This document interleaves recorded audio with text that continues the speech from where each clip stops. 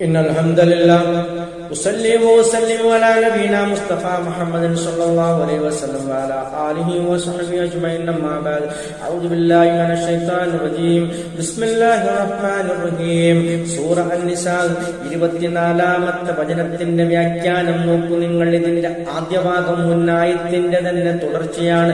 വൽ മുഹസ്സനാതു മിനൻ നിസായി, സ്ത്രീകളിൽ നിന്നും പാതിവൃത്യം സിദ്ധിച്ചവർ, അതായത് വിവാഹിതരായ സ്ത്രീകൾ അന്യ പുരുഷന്റെ ഭാര്യമാരെയും വിവാഹം കഴിക്കൽ ഹറാമാക്കപ്പെട്ടിരിക്കുന്നു. ഇല്ലാമാ മലക്കത്ത് ഐമാനുക്കും, നിങ്ങളുടെ വലങ്കൈ ഉടമപ്പെടുത്തിയവരൊഴികെ എന്ന് പറഞ്ഞാൽ അടിമ സ്ത്രീകൾ അതിൽ നിന്നും ഒഴിവാണ്. കിതാബല്ലാഹി അലൈക്കും, ഇത് നിങ്ങളുടെ മേലുള്ള അള്ളാഹുവിന്റെ നിയമമാകുന്നു, അള്ളാഹു നിർണയിച്ച നിശ്ചിത നിയമങ്ങളാകുന്നു. വഉഹല്ലലക്കും, നിങ്ങൾക്ക് അനുവദനീയമാക്കപ്പെട്ടിരിക്കുന്നു. മാ വറാഅദാലിക്കും, അതിനപ്പുറമുള്ളതൊക്കെയും, ഈ വിശദീകരിച്ചതല്ലാത്തതൊക്കെയും നിങ്ങൾക്ക് അനുവദനീയമാണ് എന്നാണ് അല്ലാഹു പറയുന്നത്.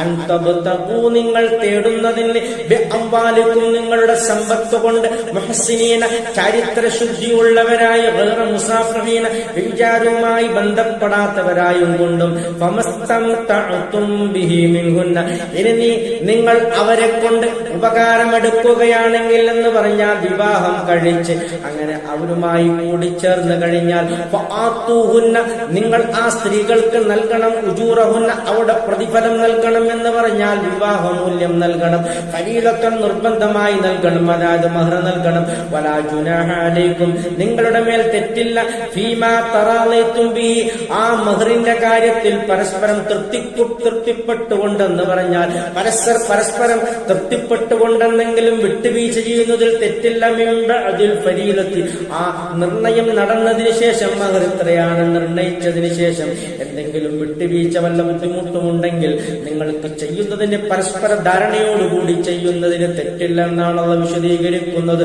ഇന്നല്ലാഹ, നിശ്ചയം അല്ലാഹു സുബ്ഹാനഹു വ തആല, കാന അലീമൻ ഹകീമ, സർവജ്ഞനാണ്, അഗാധജ്ഞനാണ് എന്ന് പറഞ്ഞുകൊണ്ടാണ് ഈ ആയത്ത് അവസാനിക്കുന്നു. നോക്കൂ നിങ്ങൾ, കൃത്യമായി വിവാഹവുമായി ബന്ധപ്പെട്ട കാര്യങ്ങൾ നമുക്ക് പഠിപ്പിക്കുകയാണ്. വിവാഹമൂല്യം നൽകണം, അത് മാത്രമല്ല പുരുഷൻ കൃത്യമായി ചരിത്ര ശുദ്ധിയുള്ളവനായിരിക്കണം എന്നാണ് അല്ലാഹു സുബ്ഹാനഹു വ തആല വിവാഹത്തിനൊരു യോഗ്യതയായി പറയുന്നത്. വളരെയധികം ശ്രദ്ധിക്കേണ്ടതാണ്. വ്യഭിചാരവുമായി പരിപൂർണമായി അകന്നു നിൽക്കണം എന്നുള്ള ഒരു സതുപദേശവും ഈ ആയത്തിൽ അടങ്ങിയിട്ടുണ്ട്. ആഖിറു ദഅവാന അൽഹംദുലില്ലാഹി റബ്ബിൽ ആലമീൻ.